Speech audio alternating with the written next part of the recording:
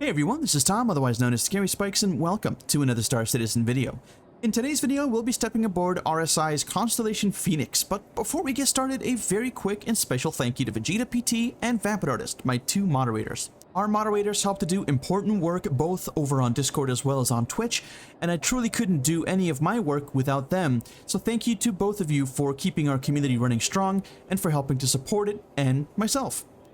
Before we get started, make sure to join us on stream Mondays, Wednesdays, and Fridays over on Twitch at 8 p.m. Eastern, and of course you can always join our amazing Discord community. Links for both of those can be found in the description below. Also, if you find this video helpful, please make sure to leave me a like to let me know, subscribe if you're new, and ring the bell so that you never miss a video in the future, as I post videos once a week. Alright, that does it for the intro. Let's get started with this video.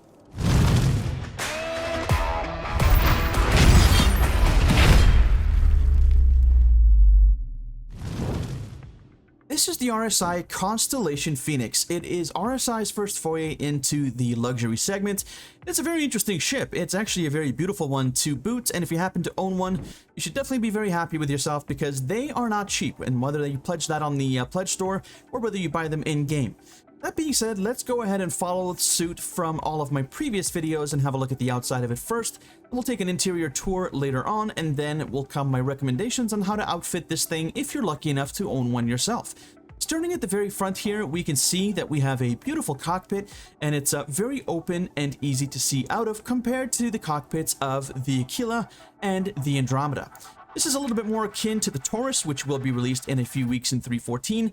I honestly wish that RSI would change their design philosophy around their cockpits, as those beams, even on this and the Taurus model, tend to kind of get in the way. That being said, we have a lot of similarities in the rest of the ship here. Looking at the bottom section here where the cover for the bottom turret is, that's all the same, as well as the turbines here that provide VTOL capability for the ship as well and aid in the vertical takeoff and landing of the vessel. Just a quick note that if you want to toggle these on and off, you can just press K on your keyboard or go into your keybinds and change it if you're using a HOTAS. Moving towards the aft of the vessel here, we can see that we have our crew elevator, and this will take you to the crew quarters. Towards the bow, you'll find the bridge, of course, and towards the stern, you'll find the main compartment for all of your passengers and all of your crew and passenger quarters. Moving further towards the stern of the aircraft here, we can see that we have our cargo bay, and this is very much like all of the other ships from the Constellation lineup, with one exception. And that's once you get inside, this is actually sealed off from the rest of the ship, and so you'll need to take this separate elevator to get yourself up to the main passenger compartment, which is actually hidden behind a very cleverly disguised door in the floor of the deck above. Moving towards the back, we can see another difference between this and some of the other Constellation ships, and that's that you get a Snub Fighter, but that you get a different Snub Fighter than the ones that are available on the Aquila and the Andromeda. This, instead of the P-52 Merlin, is the P-72 Archimedes. I'm not going to go into full details about all the differences, but it has more weapons, and it's a little bit faster, albeit a little bit less maneuverable. Nevertheless, you have one here for your defense should you decide to use it, and it's a nice addition. Moving towards the back of the ship, we can see the hallmarks of the Constellation line of ships, which are the four main thrusters, which still give me StarCraft 2 vibes, and that's pretty much the exterior tour of the ship. The one thing that I may have missed here is that there are also some launchers on the side of the ship here, and these are the ones that are on the arms, so basically the size 1 marksman missiles on the arms that come out from the sides of the port and the starboard side of the ship. Let's go ahead and hop on board and take an interior tour now of the Constellation Phoenix. I'll show you around and show you where everything is. You can get on board using the main crew elevator here, or you can also use the cargo elevator there, plus the hidden elevator that will take you up to the passenger compartment. We're going to go ahead and take the regular crew elevator here. We're going to start at the very front of the ship, starting at the bow, checking out the interior of the bridge. Then we'll move towards the stern of the ship, going through all of the different compartments on the way. So let's go ahead and take a seat in here. We'll see what it looks like in the pilot seat. There are 2 co-pilot seats available as well for them to help you manage your systems. And note that that is going to be definitely something to keep an eye on in 3.14, as missile operator mode and many other operator modes down the line will be coming. And those will allow your friends to help you manage your ship and to help you fire missiles, do scanning, and a bunch of different types of activities. So we can see that we have a number of different MFDs here. We have 2 right here in front of each of our arms. There's 1, we have our HUD in the middle, and then we have 2 main MFDs in each corner and 3 other smaller MFDs in the middle. So definitely lots of information available for the pilot. Also, like I mentioned a little bit earlier, it is a little bit easier to see out the center of this as compared to the Aquila or the Andromeda, but I still really don't like the beams, and I really wish that CIG would fix that. Let's go ahead and step out and take a look at what it looks like in the co-pilot seats really quickly. Before we do that, I just wanted to make a mention about all the different lighting and the love that the Connie has gotten recently. And the lighting in the Connie has really improved dramatically. It just looks absolutely stunning in here. There's a sense of atmosphere and fullness that there wasn't before. It just goes to show that a little bit of lighting and atmospheric effects really go a long way to making you feel like you're on board a real spaceship. It's pretty awesome. We're going to go ahead and only check out one of the 2 co-pilot seats here because they're pretty much identical. We're going to go ahead and take the starboard side seat here, and as we can see, we have 1 MFD available, and we have also some little dials and switches to the left and our right, which I'm not sure if they actually work. Go ahead and hold F. Now, there's really not a whole lot going on here. You can power on down here, but that's about it. And then you've got 1 MFD to work with. And that would be exactly the same on the other side as well. So again, once missile operator mode comes online in 3.14, once that's launched in a few weeks, and I'm sure there will be other modes to come, you'll be able to have your friends come on your ship with you and provide you with some much needed support so that you can focus on the flying. Go ahead and move towards the back of the bridge here. We can see that we have a very well lit and what looks like very comfortable seat here for the bottom turret. And we also have the top turret here. These things come with 2 XJ2 repeaters. These are distortion repeaters by default. Of course, you can change your weapons as you please down the road, but that's what it comes with stock. And these are size 2 weapons. Each turret comes with 2 of those. Moving a little further back towards the stern of the vessel here, we're back in the room where we had our crew, airlock, and elevator, and this is our crew quarters. Unfortunately, this table still doesn't work. I really wish that they would fix this. If I'm not mistaken, this stopped working around 3.8. And we also have our restroom over here, as well as a few different lockers that you can open up. And I really wish that you can actually start storing things in here. But one thing you can start doing now in the most recent patch and officially in 3.14 is actually putting your weapons inside of these lockers. And they'll actually stay here as long as you manage to properly store and then recall your ship. Moving towards the back here, again, another similarity between this and the other ships within the Constellation lineup, and that is that these are some really nice, comfortable beds. They actually look a little bit more comfortable on this luxury version here on the Phoenix, but the most important thing to note is that they do also double as escape pods, so if shit really hits the fan, you can get out of here in a hurry. Now let's go ahead and look at this ship's namesake, because this is where it gets awesome. So we can see this beautiful Phoenix logo here, as well as the RSI logo as soon as we walk in. And to the right, we can see our very first bedroom on the port side of the vessel. Then we have a nice aquarium back here, as well as a bed. And then back here, we have yet another room. Very, very nicely done. Another bed here with another aquarium. Then moving forward, we can see that we have quite a lot of open space. This is really, really awesome. So we have 2 extremely comfortable seats here. These look like they could possibly lie flat. Tons of legroom and a nice big window to look out of. And on this other side of the ship here, still on the starboard side, we have another 2 of these seats. And another 2 of them over here facing one another with a nice glass sort of table in between with some nice lighting. And just a nice space to kind of relax and maybe have a meeting.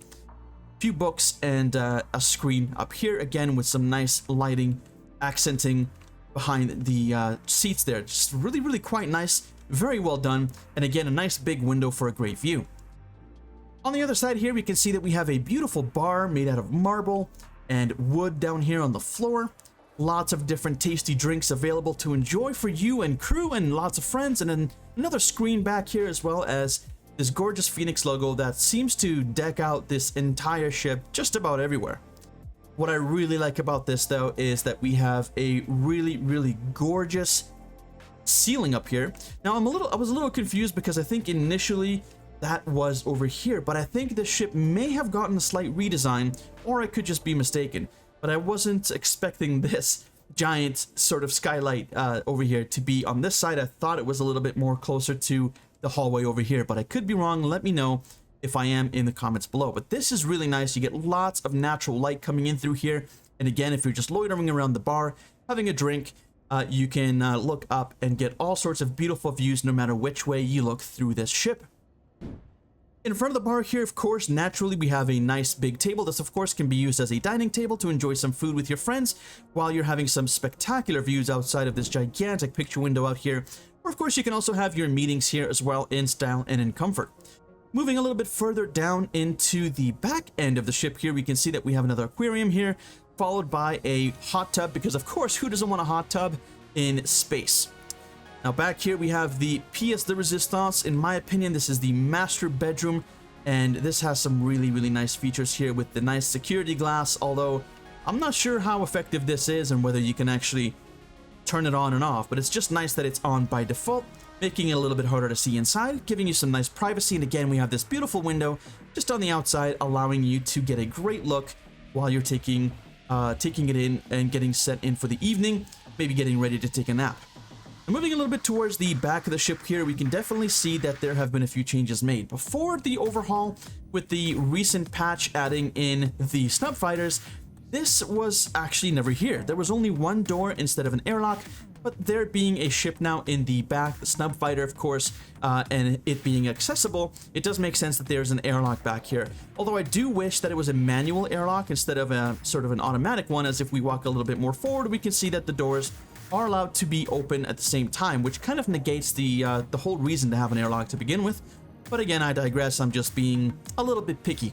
So that being said, we have the P-72 Archimedes. This is really easy to get into. You just go ahead and hold F, and you select the enter seat option here. The canopy will open up, and go ahead and have a seat. Make sure to go ahead and watch my video on docking and undocking this thing, as I did make it an entire instructional video. We're not going to be getting into that here, but I'll make sure to link that in the top right hand corner of the screen. You go ahead and watch that at your leisure. Go ahead and press Y to get out. And that'll conclude the interior tour of the RSI Constellation Phoenix.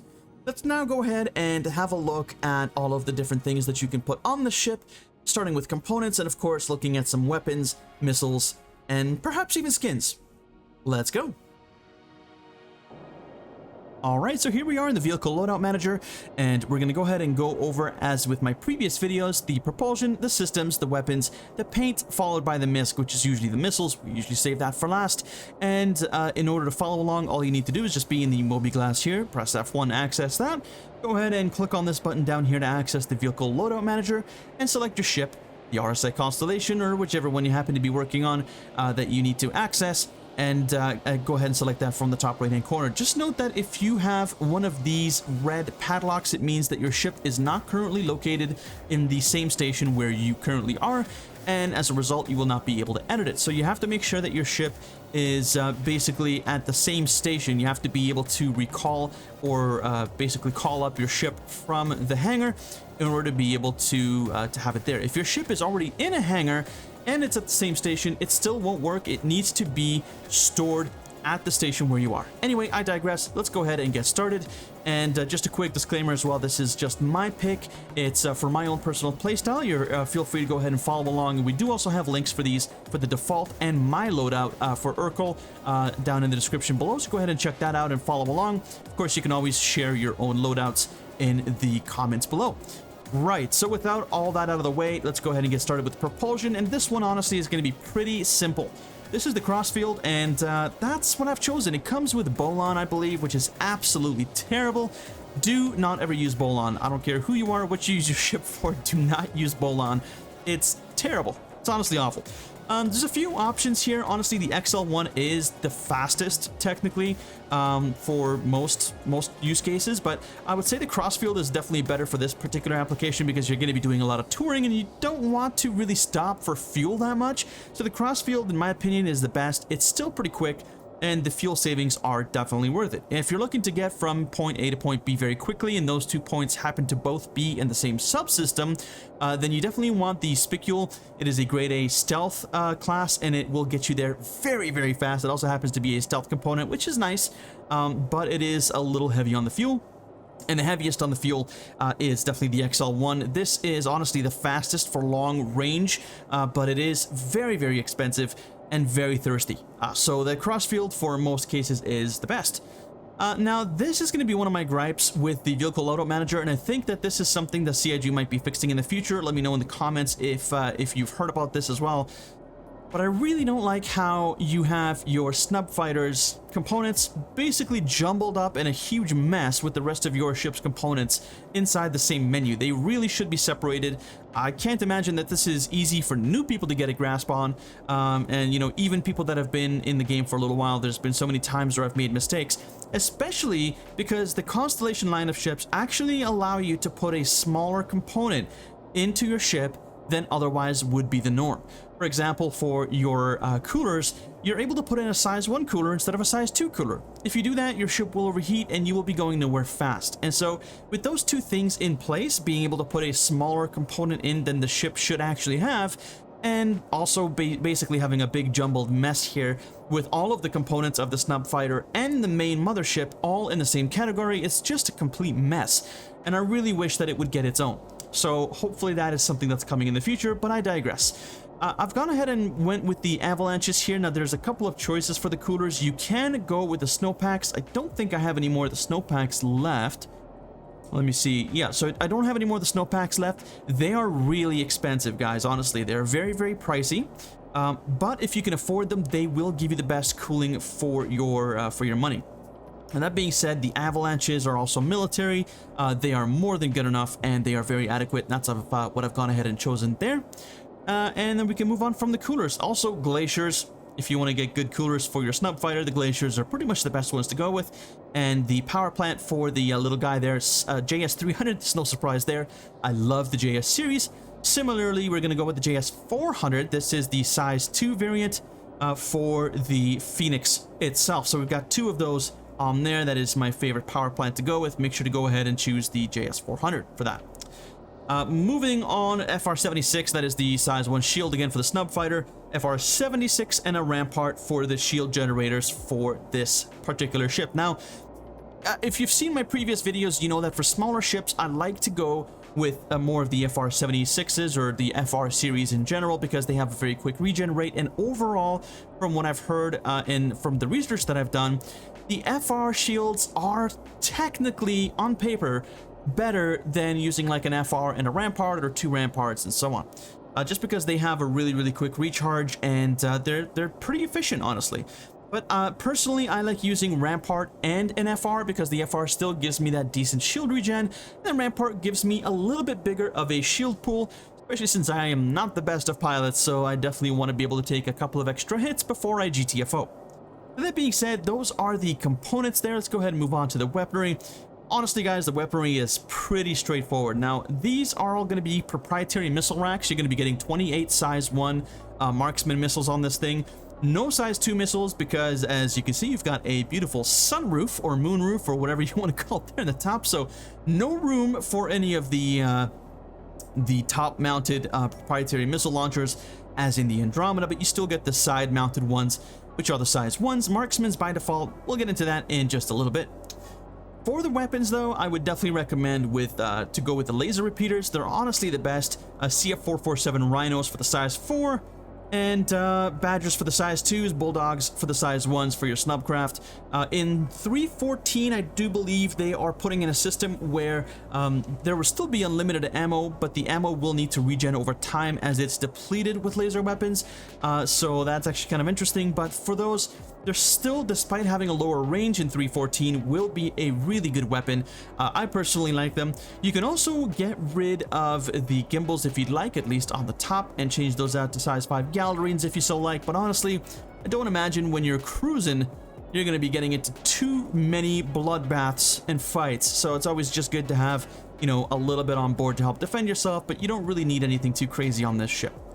And moving on to the paints, there is a paint that's available here that I have, this green one, which is far uglier than the beautiful, nice clean white paint that comes stock on the Phoenix. But it's important to note that any paint that you have, including that beautiful blue and yellow livery from the, what was it? The Invictus week, I believe it was. It will work on this, even though it's technically for the Andromeda. So any of the Constellation ships should be able to use the Constellation liveries, and you can go ahead and buy those in game. Some of them might be available during special events on the pledge store, but you should know that you're able to use them. If you want to change up the look of your ship, you can go ahead and do that from here.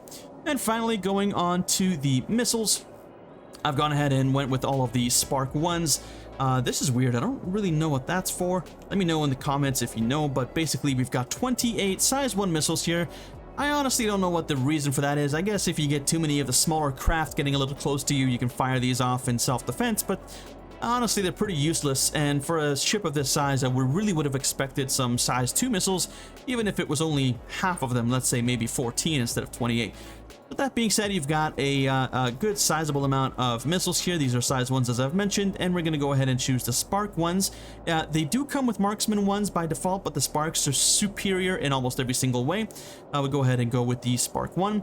Especially in 314, this will be really nice because if you have a co-pilot, you can have them handle your missile launches for you, and you can focus on flying the ship and keeping your passengers safe. So that's going to do it, ladies and gentlemen. I really appreciate you making it all the way to the end of the video. Thank you so very much for watching, and if you found this video helpful, please make sure to leave me a like to let me know, subscribe if you're new, brand new, and also ring the bell so that you never miss a video in the future. Feel free also to join us on stream Mondays, Wednesdays, and Fridays at 8 p.m. over on Twitch, as well as our amazing Discord community where we have so many amazing people waiting to meet, chat, and play with you. Links for those will be down in the description below. Again, thank you so very much for watching, and I hope to see you in the next video. Bye for now.